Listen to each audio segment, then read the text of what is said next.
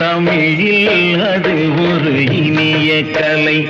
உன்னை தழுவி கண்டேன் அந்த கவிதைகளை. தமிழில் அது ஒரு இனிய கலை. உன்னை தழுவி கண்டேன் அந்த கவிதைகளை.